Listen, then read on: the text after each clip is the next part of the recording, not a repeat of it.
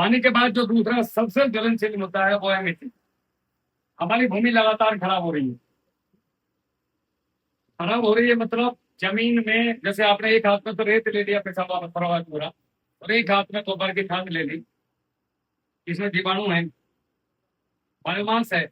हमने जब इसको मिलाया तो ये बनती है मृदा, यानी कि जीवनदायिनी, जीवन देने वाली।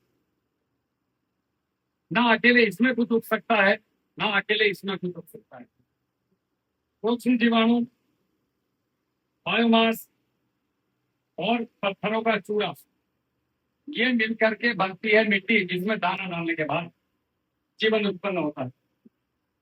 अगर आप केवल इस रेत के कणों में पानी डाल करके और आप इसके अंदर कोई दाना डाल देंगे, तो उस दाने में जब तक का भोजन दिया हुआ है प्रकृति ने, 21 दिन का भोजन दिया होता है किसी भी दाने में, वो दाना मसूर का हो, चने का हो, मटर का हो, गन्ने की गांठ हो, गेहूं का हो, 21 दिन तक तो वो पौधा उस आपके रेत में बढ़ेगा, जड़ भी निकलेगी।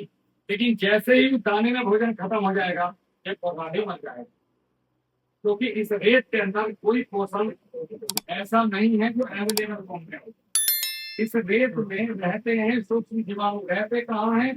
बायोमास के अंदर। बायोमास क्या है? कूड़ा कबाड़, गोबर की खाद, कचरा, आपके हमारे शरीर, हमारा वेस्ट, हमसे बचा हुआ जितना भी कूड़ा कबाड़ है वो सब फेंकता है।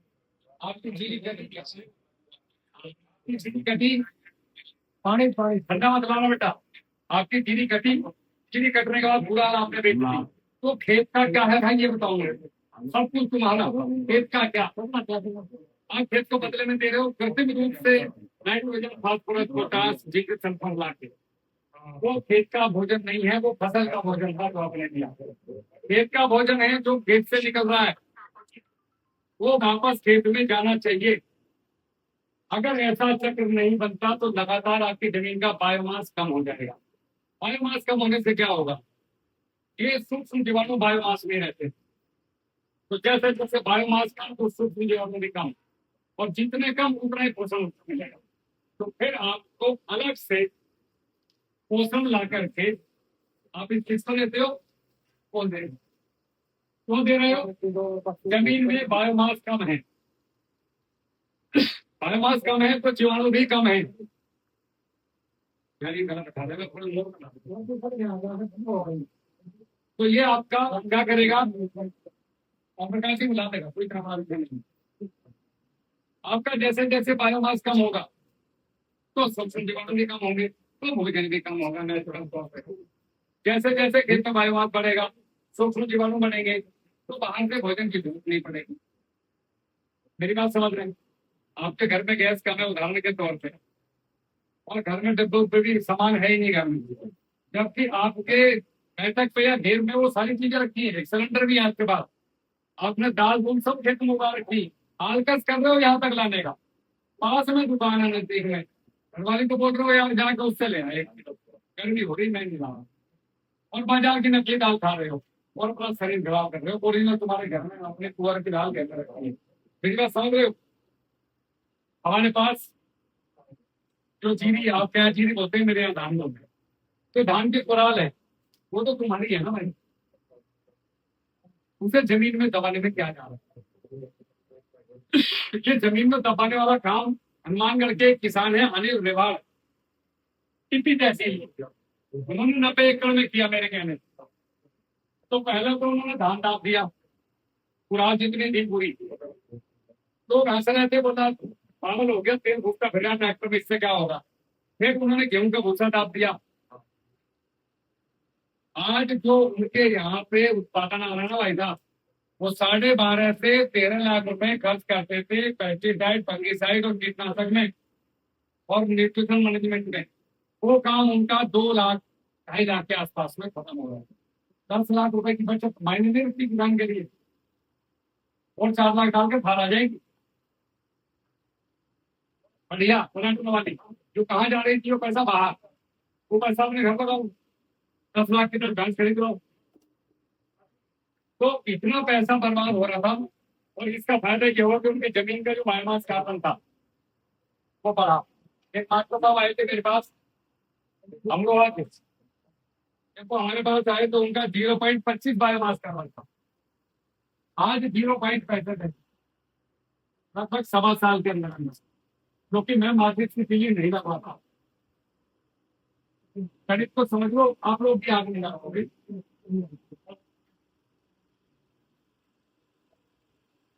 इसका गणित ये है कि जैसे जैसे बायोमास का वैसे वैसे इस रेत ये रेत बढ़ता जाए, तो रेत में जीवन नहीं। अब जैसे जैसे बायोमास बढ़ेगा वैसे वैसे जीवाणु बढ़ेंगे। जब जीवाणु बढ़ते हैं तो अगर आपने बाहर से नहीं भी डाला तो भाई मैं कुछ नहीं डालूंगा, तो जैसे जैसे आपका बायोमास 2% हुआ, यानी कि 100 हिस्से में से 98 हिस्से मिट्टी और 2 हिस्से केवल कबाब, केवल 2 हिस्से ना, ये 2 हिस्से के अंदर कितना सूक्ष्म जीवाणु है कि इन पत्थरों के अंदर जो पिसा हुआ पत्थर है, हजारों करोड़ों साल जब तक पृथ्वी रहेगी तब तक का भोजन पौधे का इस पत्थर के अंदर है। लेकिन इसमें से निकालने की जो कला है, जैसे हम खाना नहीं बना सकते वो भाई बना रहा है, हम बनाएंगे तो खराब हो जाएगा, उसे पता कैसे बनना है, समझ गए। या ये पंखा खराब हो जाए तो ठीक मिस्त्री करेगा, आपके लिए तो दिमाग से बाहर की बात है। तो इसको ठीक करने की कला मिस्त्री के पास है। ऐसे ही जमीन के पत्थरों के अंदर से जो पोषक तत्व है बेअंत है, बेहिसाब है। ये यूरिया डीपी पोटाश हम कहाँ से लाए, सब नेचर में से तो आ रहा है, केमिकल बोर्ड नहीं करके आना, खुद ही जा रही है। और कोई ऐसा तो नहीं कोई पेड़ लगा हो, कहीं फैक्ट्री स्पेशल लगी हो जहाँ पे डीएपी अलग ही तरीके से बनता हूँ। वो फास्फेट को सल्फ्यूरिक एसिड डाल करके इसकी जब रासायनिक क्रिया होती है, इसके ऊपर जो एसिड के बुलबुले आते हैं, तब आपका डीएपी, वो है डीएपी, उसको मिट्टी के साथ कोटिंग करके और केमिकल के साथ तोड़ करके आपको दिया जा रहा है।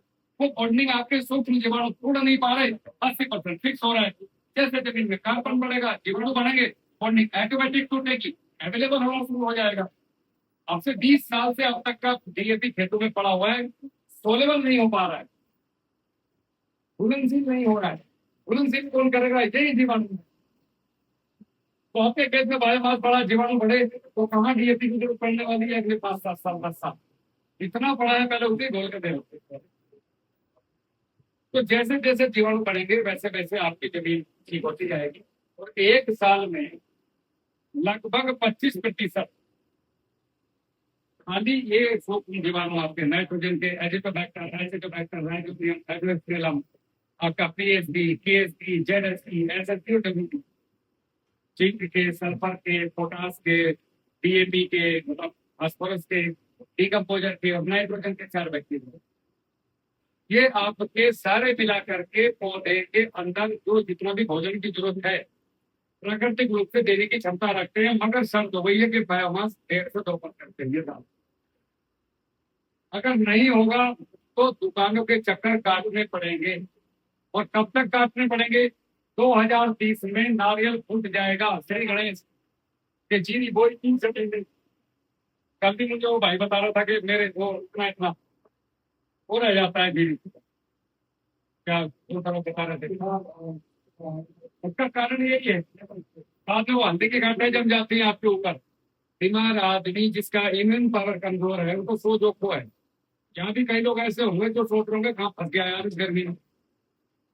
मेरे जैसा है, मुझे बाहर खड़ा होकर कहा इम्यून पावर मजबूत है, फौज ने इतना फूटा है, 23-23 किलोमीटर के रन कर रहे हैं 40 डिग्री में, इतना बाहर फर्क पड़ता है ना अंदर फर्क पड़ता है। जिसका इम्यून पावर कमजोर होगा वो बेचारा एकदम बीमार हो जाएगा, एकदम से जुकाम हो जाएगा, एकदम से उसको सर्दी गर्मी हो जाएगी। जिसका इम्यून पावर मजबूत है, तो खेत का इम्यून पावर मजबूत होगा केवल और केवल आपके प्रोडक्ट से। वो प्रोडक्ट है आपके खेतों में उगने वाली फसलों के अवशेष। आज अगर आप अपनी जमीन बिल्कुल सही करना चाहते हैं सीरियसली, तो आपको केवल 4 चीजों की जरूरत है। इस दुनिया की कंपनी का कोई भी प्रोडक्ट आपकी जमीन को ठीक नहीं कर सकता, ये बात हिंदी में लिख लेना। अगर कोई कह रहा है मेरा प्रोडक्ट डाल ले मेरी जमीन ठीक हो जाएगी, तो बेवकूफ बना रहे हैं। सूक्ष्म जीवाणु प्रकृति में है, बनते लैब में जरूर है, वहां से आप ला करके डाल सकते हो। लेकिन कोई ऐसा बोतल दे रहा है आपको कि इसे 1 एकड़ में चला दिए और तुझे 2 ट्राली 2 पर खाद के बराबर फल मिलेगा, तो उसे खा के भैंस नवाओ, उससे आपको ऊपर लगे पालो, उसको बना के उड़ना नहीं तो डालो पैसे। समझे? सबसे पहला प्रोडक्ट तो आपकी जमीन को ठीक करेगा वो है जिप्सम। एक किले में 10 कुंटल जिप्सम डालो। सरकार की जिम्मेदारी है जिप्सम उपलब्ध कराना। कृषि विभाग इसीलिए 1.5 लाख रुपए की तनख्वाह ले रहा है। उसकी जिम्मेदारी है ब्लॉक में उपलब्ध कराना। आप लोग मांगने नहीं जाते। आपने सीधा रास्ता देख रखा, सरकारी अस्पताल में जाऊंगा, प्राइवेट अस्पताल में जाऊंगा, इसमें लाइन लगती है। लेकिन यहाँ 10,000 दे के आओगे, 1 रुपए की बच्ची का काम होगा। आप जैसे जागरूक लोग जा नहीं रहे, इसीलिए उन्होंने हल्के में ले लिया। यार यहाँ तो सब ऐसे ही आते हैं, ढंग का आदमी तो कोई आता नहीं। मेरा ढंग के दाल तो रात कुर्ता पजामा जाके खड़ा बैठ के लाइन में लगी हो, फिर डॉक्टर के हाथ देखना फिर सरकारी अस्पताल में। मैंने 7-8 औरतों की आंख बनवाई सरकारी अस्पताल में, और बड़ी इज्जत से बनी और बहुत बढ़िया बनी। यहाँ सिविल में 50-55 हजार रुपए का खर्चा बता रहे थे, 1 रुपए की पर्ची में काम हुआ, 1 रुपए की नहीं हुआ। जागरूकता लानी पड़ेगी, अपना ध्यान देने की। समझना नहीं है, अपनी बात को समझाना है सामने वाला कि भाई मेरे पेट में दर्द है यार, बात को समझ। आप लड़ोगे तो लड़ने से कुछ नहीं होगा, बाप से लड़ने से कुछ नहीं कर सकते आप, बाप से प्यार से ले सकते हो। तो हमने पहले लेना है जिप्सम। जिप्सम आपको सरकारी गोदामों में मिलेगा। मेरे हिसाब आता है, किसान लेते नहीं। आपके यहाँ जागरूक हो सकते हैं, मेरे यहाँ तो नहीं लेते किसान। बहुत कम किसान है, 100 में से 20% जो जागरूक है जिप्सम को लेकर। तो खेती नहीं तो बहुत टॉप की होती है मेरे यहाँ, एक से एक टॉपर किसान है। मेरा मुजफ्फरनगर सामने पड़ो, आपके यहाँ पे आपके भी एरिया, हमारे यहाँ कोठी थोड़ी है। तो देखकर कूद जाओ, हरियाणा हो गया, उधर जाओ, एक ही 10 कुंटल जिप्सम आपको 1 एकड़ में डालना। उसके बाद आपकी फसल में, जैसे आप जीरी बोले हो तो धान, नींद तो नहीं आ रही, अच्छा लग रहा है। आप जैसे धान बोल रहे हो तो धान में जितना भी आपने पोषण दिया या प्राकृतिक रूप से पौधे ने उठाया, उसके 60% इसी में रह जाएगा। केवल फल के तौर पे 40% जाएगा तो धान के रूप में निकलेगा। तो ये 60% में अगर आपने मासिक के लिए दिखा दी तो आपने urea, DAP, potash, zinc, sulphur जो जो लाके डाले तो नार। अगर ये कहीं तक गया तो अगले साल का आपका 50% तो आपने डाल दिया भाई सब खेत में, तो खर्चा बच गया। तो उसको आग में लगा करके पूरे अवशेष को बेचो भी मत, अपने खेतों में दबाओ। आज देश को बेचने की आवश्यकता नहीं है, आप देश को मिट्टी बचाने के लिए बचा। और कभी ये चीज हल्के में लगे तो जेल डायरी और भगत सिंह, एक किताब आती है 130 रुपए की, उसको खरीद के पढ़ना कि भगत सिंह ने फांसी से पहले अपनी किताब में जो कि डायरी थी उसमें क्या क्या किया। उन्होंने हिंदी में रूपांतरण किया। तो यहाँ से देशभक्ति निकलेगी नीचे न पुल से ऊपर तक फपारा मार, फिर भूल जाओगे दुनिया तक। जरूरी है इसलिए याद नहीं कराया था कि देश 100 साल के अंदर ही बन जाए। जिस तरीके से हमारी जमीनें पट हो रही है, उत्पादन नहीं आ रहे, फसल में खूब कुछ लगा रहे हो, रिजल्ट नहीं आ रहे, तो हम मरने के कगार पे तो हैं। तो भगत सिंह ने इसलिए आजाद कराया था कि 100 साल के अंदर पेस्टिसाइड कंपनी के चक्कर में आकर के दुनिया भर के गंदे गंदे फर्टिलाइजर डाल के अंधाधुंध उल्टी सीधी चीजें चला के ये क्रांतिकारियों की मिट्टी को ध्वस्त कर दो और मर जाओ, भूखमरी ले आओ। तो हम सरकार से और कुछ कर नहीं सकता, हमारे अलग ही औकात नहीं है। लेकिन हम आपस में एक दूसरे से विचार करके अपनी जमीन जरूर बचा सकते हैं। जिप्सम चलाओ, आपके खेत में बायोमास का प्रयोग करो, और गोबर की खाद जो डालते हो अपने खेत में छोटा सा हिस्सा बना लो। उसके ऊपर जरूर नहीं इतना टीन बनाओ, 4 बांस गाड़ो और कोई फटा पुराना तिरपाल उसके ऊपर बांध दो। नहीं तो वो जाली वाली एक नेट आता है हरे वाला, 70% चार देखा अपने, वो 6 फुट का होता है। तो हरे वाला नेट बना दो, उसके नीचे गोबर डालो, और गोबर की ऊंचाई केवल 1.5 से 2 मीटर। इस जो जहां गोबर डाल रहे हो उसकी चौड़ाई 3.5 फीट करो। तो आप देखेंगे कि 50 से 60 दिन में ऑटोमेटिक बिना कुछ डाले भी आपका गोबर डिकम्पोज होना शुरू हो जाता है, इसे 1 साल लग रहा है। अब आप इसके ऊपर अगर घरेलू काम कर रहे हो तो कहीं हर घर में है छाछ। आप लोगों के यहाँ पे छाछ, पानी, पूरा सरसों की खल, 200 लीटर पानी में 5 लीटर छाछ, 5-10 किलो कच्चा गोबर, 1 किलो गुड़,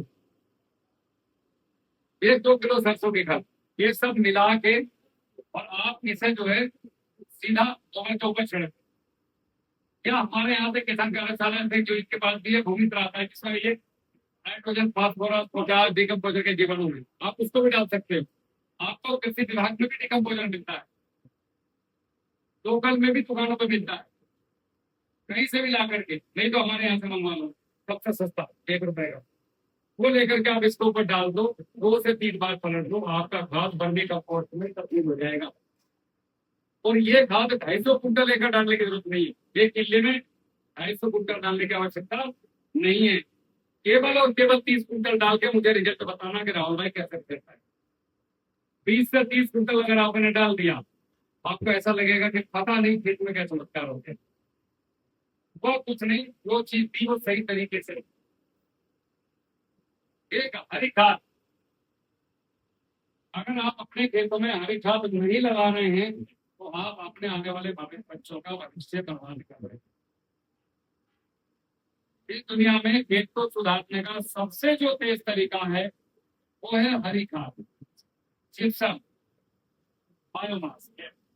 बस ये 3 चीजें चला लो, यही से मिट्टी उठेगी। तो अब जो भी डालोगे, चाहे वो रासायनिक खाद को डालो बाजार से, एकदम से प्राकृतिक खेती में हम नहीं आ सकते, देखो ये फैक्ट है। हम आज 50 किलो डीएपी डाल रहे हैं, तो हमें ऐसे तरीके ढूंढने पड़ेंगे कि 25 किलो डीएपी डालू घाटा, तो मुझे रिजल्ट 50 किलो का कैसे आए। वो हम लोग आपको सिखाते हैं गाँव गाँव जाकर। हमारी बहुत सारी वीडियो जो आपको पर्ची मिली है इसके चैनल पे है, 1366 नंबर की वीडियो। ये 15 किलो यूरिया को 50 किलो यूरिया में कैसे कन्वर्ट करूं, इसका जहर खत्म करूं। 15 किलो डीएपी से 50 किलो डीएपी का फायदा लूं और डीएपी के कोई भी अवशेष खेत में न जाए, तो फिर तो क्या दिक्कत। और हर फसल पे थोड़ा थोड़ा कम करते जाओ जितना आपको लग रहा है, नहीं तो हम आपको बता देते हैं कि इतना इतना कम कर, 3 से 4 साल में चिड़िया फिर। ये 2-4 तरीके हैं जमीन सुधारने के। अगर आज आपने पानी पे और मिट्टी पे काम नहीं किया तो हम आपसे 20 से 30 साल के बाद अपने बच्चों के हाथ में सूखे कुएं और बंजर जमीनों के अलावा कुछ नहीं दे पाएंगे। ये चीजें कोई नहीं बताता, हर कोई अपने प्रोडक्ट बेचने के चक्कर में लगा। मेन बात ये है, तो मैंने आपको बताई है, मिट्टी बचाओ पानी बचाओ। बचेगी कैसे? ऐसे। अभी यहाँ तक किसी का कोई सवाल है तो पूछो मेरे से, ऐसा भी सवाल आड़ा तिरछा लगड़ा लुगड़ा जैसा भी टेढ़े से टेढ़ा आपको लगता है कि भाई हमें इस सवाल कितनी बातों में ये चीज समझ में नहीं है, तुम्हारा कर दो, मैं फिर समझाऊंगा, 10 बार समझाऊंगा, पूछो मेरे से। तेल फूक के आया हूँ मेरा पैदल खाओ। कोई सवाल किसी का है यहाँ तक? सारे के सारे उनसे बड़ी समस्या ये है, ऐसे पकड़ लो, केमिकल के बीच में और जो बायोलॉजिकल आपको बताया जाता है, इनके बीच में गैप कितने दिन क्योंकि तो किसान फर्टिलाइजर दुकान पे लेके आता था, उसने उसको बायोराइजर देते हैं, जो बोलती है उसमें यूरिया के साथ में डाल के, किसान को पता ही नहीं उसके अंदर कितनी चीज है नहीं है। इसका मैं जवाब बहुत अच्छा दे देता हूँ, क्योंकि सबसे ज्यादा समस्या अपने लिए आपके कहने का मतलब ये है कि साहब हम बायोलॉजिकल पर चले तो जाए, लेकिन रासायनिक फर्टिलाइजर यूरिया डीपी पोटाश जो हम डाल रहे हैं किसान इसके साथ में कैसे मिक्स करें, मिक्स करने का तरीका तो पता है, लेकिन किसान जो पढ़े लिखे नहीं है ना, वो तो दुकानदार ने बोल दिया उसको ये जिंक का बैक्टीरिया या गलत किया, इसको यूरिया के साथ में मिला के डाल दो। हाँ तो पढ़ा लिखा है वो आपको होता है, उसको ये नहीं पता है ये जीवित चीज केमिकल के साथ में मिक्स कैसे हो सकती है। उसको उसका गैप कितने दिन को होती है? 5 से 7 दिन का गैप होती है। अगर बायोलॉजी में हम डाल रहे हैं तो 5 दिन तो हम अपने खेत में केमिकल भी नहीं डाल सकते, खेत में तो जीवाणु जब जाके एक्टिव होगा ना, उसको केमिकल नहीं डाल। आप उसमें गोबर के खाद में मल्टीप्लाई करो, पहले उसको फेंक दो, और आप डायरेक्ट यूरिया क्यों डाल रहे हैं? आप गोबर के खाद में मिला के रखो, 8-10 दिन डीएपी को उसके बाद डालो। ये किसान कर रहे हैं ना, जब दुकानदार उसको पता ही नहीं रहे कि इसको मिक्स नहीं करेगा, और यहाँ बड़ी सबसे बड़ी प्रॉब्लम है जागरूकता की कमी। यही तो है, जागरूकता होनी बहुत जरूरी है। देखो पहली बात तो ये समझो जहर क्या है, नेक्स्ट वीडियो में बताते हैं जहर क्या है।